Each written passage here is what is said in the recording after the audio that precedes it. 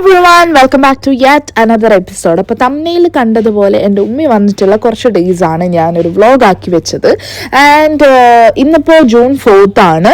ആൾ വന്നത് 28-നായിരുന്നു. അപ്പോൾ അന്ന് ഞാൻ ഫ്ലവേഴ്സൊക്കെ മേടിച്ചിട്ട് ഒരു 2:30 to 2:45 ആയപ്പോഴാണ് ദുബായ് എയർപോർട്ടിൽ ഇറങ്ങിയത്. അവിടെ നമ്മൾ പിക്ക് ചെയ്യാൻ പോയി, ആളെ കണ്ടു, കെട്ടിപ്പിടിച്ചു, ദെൻ ഫ്ലവറൊക്കെ കൊടുത്തു കഴിഞ്ഞ് നമ്മൾ പുറത്തുനിന്ന് ഫുഡ് കഴിച്ചിട്ട് വന്നു. ആൻഡ് പിറ്റേ ഡേയും അത് കഴിഞ്ഞിട്ടുള്ള നെക്സ്റ്റ് ഡേയും നമ്മൾ കുറച്ച് റെസ്റ്റ് ഒക്കെ എടുത്തിട്ട് ഈവനിങ് ആണ് പുറത്തേക്ക് ഇറങ്ങിയത്. അപ്പോൾ ഞാൻ വിചാരിച്ചു ഇതുവരെ ഉള്ള ഫുട്ടേജ് ഒക്കെ വെച്ചിട്ട് നമുക്കൊരു വ്ളോഗ് ആക്കി ഇടാം. പിന്നെ എപ്പോഴെങ്കിലുമൊക്കെ കാണുമ്പോൾ അത് രസമല്ലേ ഈ കാര്യങ്ങളൊക്കെ ഇന്ന് പോയതും കറങ്ങിയതും ഒക്കെ കാണാമല്ലോ എന്ന് വിചാരിച്ചു. അതിൻ്റെ പിറ്റേ ദിവസം നമ്മൾ രണ്ടുപേരും മാത്രമായിട്ട് ജസ്റ്റ് നമ്മുടെ ഫ്ലാറ്റ് നിൽക്കുന്ന ഏരിയയിലൊക്കെ ഒന്ന് പോയി അവിടുത്തെ ചില ഷോപ്സ് ഒക്കെ കാണിച്ചു.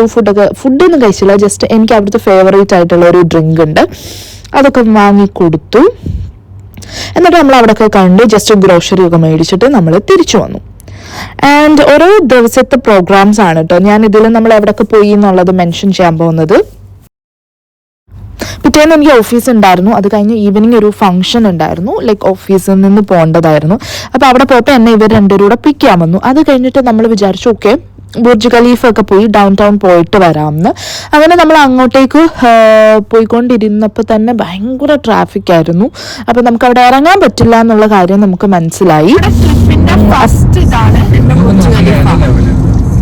നമ്മുടെ ട്രിപ്പിന്റെ ഫസ്റ്റ് ഡേ ആണ്. And we R starting with down town. എവിടാ? അങ്ങനെ നമ്മൾ കാറിൽ ഇരുന്ന് തന്നെ ബേസിക് ആയിട്ടുള്ള ബുർജ് ഖലീഫ, സയന്റിഫിക് മ്യൂസിയം, അതുപോലെ ഫ്രെയിം ഒക്കെ കണ്ടു. നമ്മൾ ഇറങ്ങാൻ പറ്റിയില്ല. പിന്നെ നമ്മൾ വിചാരിച്ചു ഓക്കെ വാട്ടർ ഫ്രണ്ട് മാർക്കറ്റിൽ പോകാം. ദുബായിലെ വാട്ടർ ഫ്രണ്ട് മാർക്കറ്റിൽ പോയിട്ട് മാർക്കറ്റൊക്കെ കാണാം എന്നുള്ള രീതിയിൽ നമ്മൾ ഇവിടെ ഈ ഡൗൺ ടൗൺ ഏരിയ ഭയങ്കര തിരക്കാണ്. നമ്മൾ വാട്ടർ ഫ്രണ്ട് മാർക്കറ്റിലൊക്കെ പോയി. പിന്നെ അവിടുന്ന് ലൈവായിട്ട് ഒരു ഫിഷ് ഗ്രില്ലൊക്കെ കഴിച്ചിട്ട് അവിടെ റെസ്റ്റോറൻറ്റ് ഉണ്ട്, അവിടുന്ന് ഗ്രില്ലൊക്കെ കഴിച്ചിട്ട് നമ്മൾ അന്നത്തെ ദിവസം ഏകദേശം കംപ്ലീറ്റ് ചെയ്തിട്ട് തിരിച്ചു വരികയായിരുന്നു. നമുക്ക് അന്ന് ആക്ച്വലി വലിയ പ്ലാൻസ് ഉണ്ടായിരുന്നില്ല, കാരണം എനിക്ക് ഫുൾ ഓഫീസ് ഉണ്ടായിരുന്നു, എൻ്റെ ഹസ്ബൻഡിന് ഫുൾ ഓഫീസ് ഉണ്ടായിരുന്നു. അപ്പോൾ ജസ്റ്റ് കുറച്ചൊക്കെ അന്ന് പ്ലാൻ ചെയ്തോളൂ. But Sunday we had A huge plan.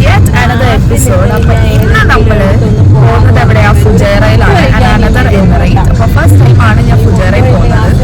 ഇവിടെ ഫുള്ള് മലകളും കാണാൻ നല്ല ഭംഗിയാണെന്നാണ് പറഞ്ഞത്. ഫുജൈറയിൽ പോകുന്നതിന് ഒരു പർപ്പസ് എൻ്റെ ഒരു ഫ്രണ്ടിനെയും ഫാമിലിയും കാണാൻ. അത് കഴിഞ്ഞിട്ട് നമ്മൾ കോർഫക്കാനിലൊക്കെ പോകാനാണ് പ്ലാൻ. ലെറ്റ്സ് സീ നല്ല വെറൈറ്റി ആയിട്ടുള്ള എന്തെങ്കിലുമൊക്കെ ഉണ്ടെങ്കിൽ I will post this vlog. Say hi. മലകൾ കൊണ്ട് ഓക്കെ, അങ്ങനെ ഫുജൈറയിലേക്ക് ഞാൻ ഫസ്റ്റ് ടൈമാണ് പോകുന്നത്. ആൻഡ് ഫുജൈറയെ പറ്റി പറയുമ്പോൾ മലകളാണ്. അങ്ങനെ നമ്മളവിടെ പോകേണ്ട കാര്യം, അവിടെ എൻ്റെ ഫ്രണ്ടും അതുപോലെ ഉമ്മയുടെ ഫ്രണ്ടും ഉണ്ടായിരുന്നു. അപ്പോൾ അവരുടെ ഫാമിലി ഫുൾ ഉണ്ടായിരുന്നു. അപ്പോൾ അതൊക്കെ എല്ലായിടത്തും ഒന്ന് സംസാരിച്ച് കാണാനൊക്കെ ആയിട്ടാണ് നമ്മൾ പോയത്. ആൻഡ് ഇത് ബേബിയെ ഞാൻ ഫസ്റ്റ് ടൈമാണ് കേട്ടോ കാണുന്നത്. ബേബി പ്രസവിച്ചിട്ട് കാണാൻ പറ്റിയിട്ടുണ്ടായിരുന്നില്ല. പിന്നെ അവളെയൊക്കെ കണ്ടു, കുറേ നേരം സംസാരിച്ചു, ഉച്ചയ്ക്കത്തെ ലഞ്ച് കഴിച്ചു, പിന്നെ ചായയൊക്കെ കുടിച്ച് കഴിഞ്ഞിട്ടാണ് നമ്മൾ അവിടെ നിന്ന് ഇറങ്ങുന്നത്. കുറേ നേരം സംസാരിച്ചു, കുറേ കാര്യങ്ങളൊക്കെ സംസാരിച്ചു. എൻ്റെ ഫ്രണ്ട് കല്യാണമാണ് ഓഗസ്റ്റിൽ, അപ്പോൾ അതിൻ്റെ ഡ്രസ്സും കാര്യം അങ്ങനെ പിന്നെ ഞങ്ങൾ തമ്മിൽ കണ്ടാൽ പിന്നെ ഒരുപാട് കാര്യങ്ങൾ പറയാനുണ്ടായിരിക്കും. പിന്നെ അതിൻ്റെ അടുത്തുള്ള എൻ്റെ ഫ്രണ്ട്സിനെയൊക്കെ അങ്ങോട്ടേക്ക് വിളിച്ചു. അങ്ങനെ അവരും വന്നു. അങ്ങനെ ഫുള്ള് ഇങ്ങനെ കുറേ നേരം കഥകളും കത്തിയടിയൊക്കെ. എൻ്റെ ഹസ്ബൻഡിനെ അവൾ ഫസ്റ്റ് ടൈമാണ് കാണുന്നത്, അവൾക്ക് കല്യാണത്തിന് വരാൻ പറ്റിയിട്ടുണ്ടായിരുന്നില്ല. അങ്ങനെ പിന്നെ ഞങ്ങൾ കുറച്ച് നേരമൊക്കെ ഇങ്ങനെ കഥ പറഞ്ഞു, സ്കൂളിലെ കാര്യങ്ങളൊക്കെ പറഞ്ഞു. ഞങ്ങൾ സ്കൂൾ ഫ്രണ്ട്സാണ്. അങ്ങനെ കുറേ നേരം സംസാരിച്ച് ചിരിച്ച് കളിച്ചിട്ടാണ് പിന്നെ അവിടെ നിന്ന് ഇറങ്ങിയത്.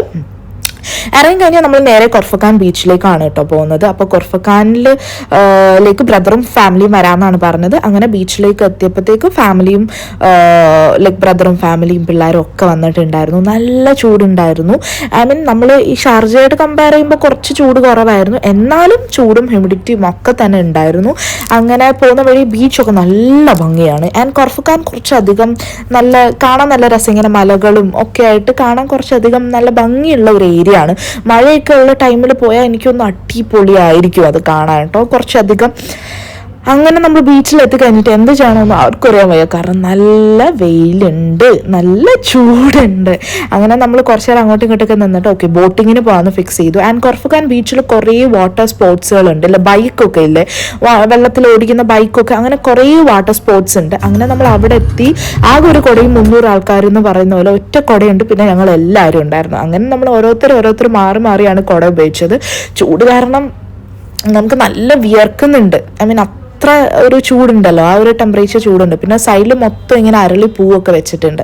അതൊക്കെ നോക്കി ഇങ്ങനെ സംസാരിച്ച് പോയിട്ടാണ് നമ്മളൊക്കെ എന്നാൽ പിന്നെ ബോട്ടിങ്ങിൽ പോകാമെന്ന് നമ്മൾ ഫിക്സ് ചെയ്തത്. പിന്നെ ആ ടൈമിൽ നല്ല ഇത് കുറവാണ്, അതായത് ആൾ കുറവാണ്. കാരണം ചൂടായതുകൊണ്ടാണ്. ഒരു 7-7:30 ഒക്കെ ആയപ്പോഴാണ് നല്ല ആൾ അവിടെ വന്ന് തുടങ്ങിയത്.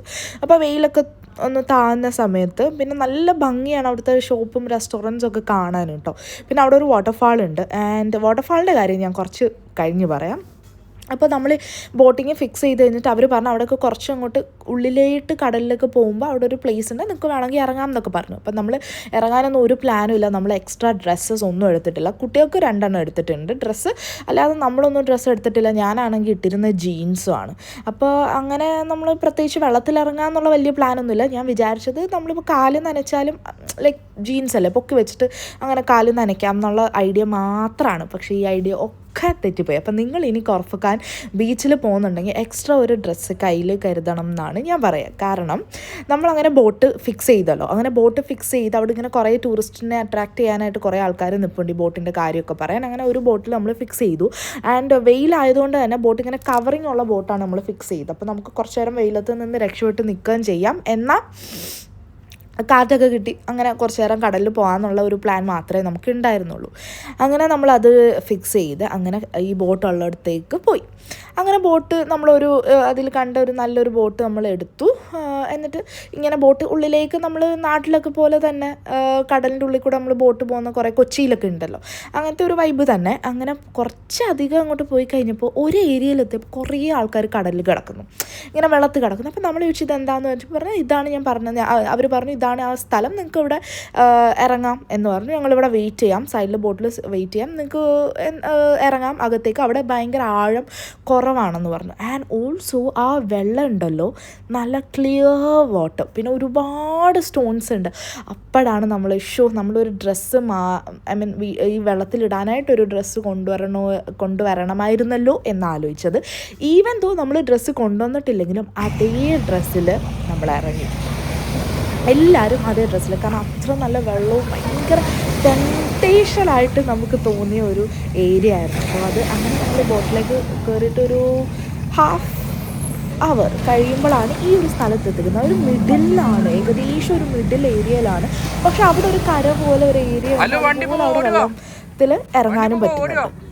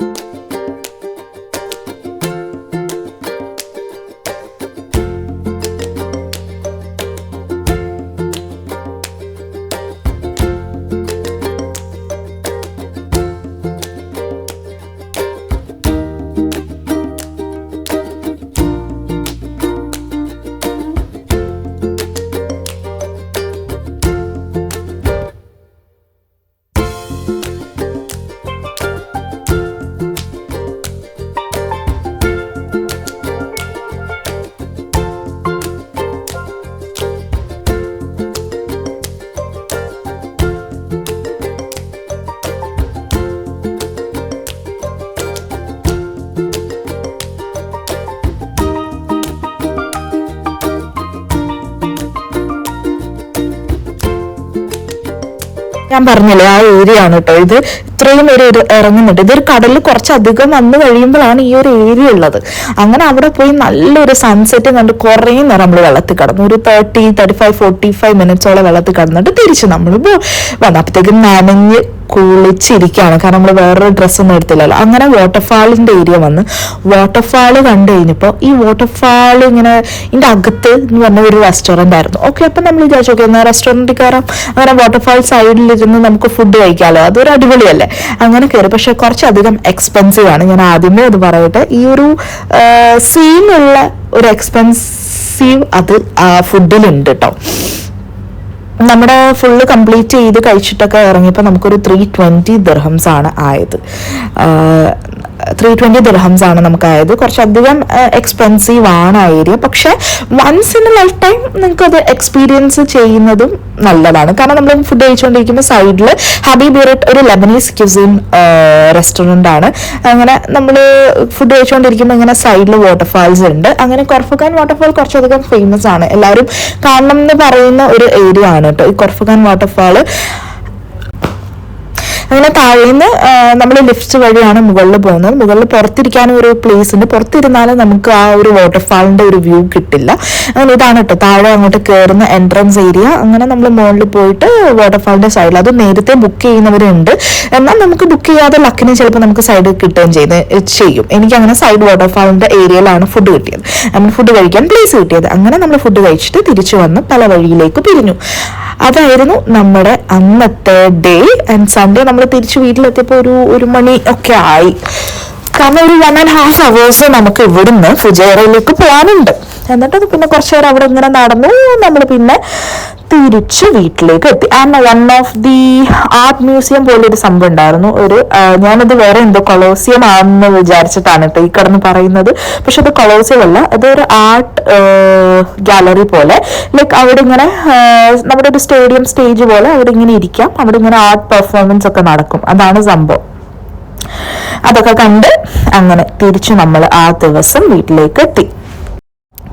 അത് കഴിഞ്ഞിട്ട് വേറൊരു ദിവസമാണിത്. നമ്മൾ കരാമേല ഡേ ടു ഡേയിലേക്ക് പോയി. ആൻഡ് കരാമേല day to day one of the very like biggest one ആണ്. ഒരു 4 ഫ്ലോറിൽ ഫുൾ ഡ്രസ് ഉണ്ട്, A to Z ഐറ്റംസ് ഉണ്ട്. അങ്ങനെ നമ്മൾ കരാമേല പോയി കുറേ ഡ്രസ്സൊക്കെ നോക്കി. പക്ഷെ ഡ്രസ്സൊന്നും എനിക്ക് അങ്ങോട്ട് ഇഷ്ടപ്പെട്ടിട്ടുണ്ടായിരുന്നില്ല.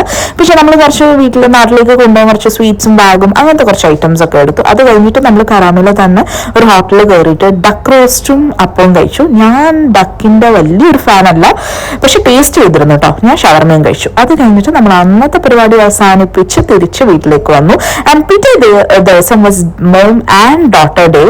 കാരണം ഹസ്ബൻഡ് ഇക്ക ഇവിടെ പോയി, ലൈക്ക് ഓഫീസിൽ പോയി. പിന്നെ നമ്മൾ രണ്ടുപേരും മാത്രമേ ഉണ്ടായിരുന്നുള്ളൂ. അപ്പൊ എനിക്ക് ഉമ്മയെ മെട്രോയും അതുപോലെ ബസ്സൊക്കെ ഒന്ന് എക്സ്പീരിയൻസ് ചെയ്യിക്കണം എന്നുണ്ടായിരുന്നു. അങ്ങനെ നമ്മൾ full mom and daughter in metro and bus day ആയിരുന്നു അത്. നമ്മൾ അങ്ങനെ മെട്രോയിൽ ബനിയ സ്ക്വയറിൽ പോയി. പിന്നെ അവിടുന്ന് ഈദിന് അടിപൊളി ഒരു പർദ്ദയൊക്കെ എടുത്തു കേട്ടോ.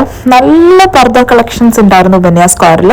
അങ്ങനെ അവിടുന്ന് പർദ്ദയൊക്കെ എടുത്ത് പിന്നെ നമ്മൾ KFC ഒക്കെ കഴിച്ചു. ചെറിയ മോം ഡോട്ടർ ടൈം ഒക്കെ സ്പെൻഡ് ചെയ്തു. പിന്നെ നമ്മൾ എവിടേക്കോ ഗ്രീൻ മാർക്കറ്റ് എന്നൊക്കെ പറഞ്ഞൊരു ഷോപ്പിംഗ് മാർക്കറ്റിലൊക്കെ കയറി. അങ്ങനെ it was like so fun. And ഇതായിരുന്നു ആ പർദ്ദക്കടയിലെ ചെറിയ ഗ്ലിംസസ്. നല്ല കുറേ വെറൈറ്റി പർദ്ദാസ് ഒക്കെ ഞാൻ കണ്ടു കേട്ടോ. ഇതുമല്ല വേറെ കുറെ വെറൈറ്റീസ് ഉണ്ടായിരുന്നു. ആൻഡ് ഒരു 100 ദിർഹംസ് ഒക്കെയാണ് സ്റ്റാർട്ടിങ് വരുന്നത്, 100-150. അത് കഴിഞ്ഞ് തിരിച്ചു ബസ്സിലാണ് നമ്മൾ വീട്ടിലേക്ക് വന്നത്. അങ്ങനെ ഉമ്മയെ കൊണ്ട് ഞാൻ മെട്രോയും കയറ്റിച്ചു, അതുപോലെ ബസ്സും കയറ്റിച്ചു. അങ്ങനെ തിരിച്ചെത്തി. And I hope you like this video. And ഇനിയും വ്ലോഗ്സ് വരുന്നുണ്ട്. Please don't forget to like, share, comment and subscribe. See you, by.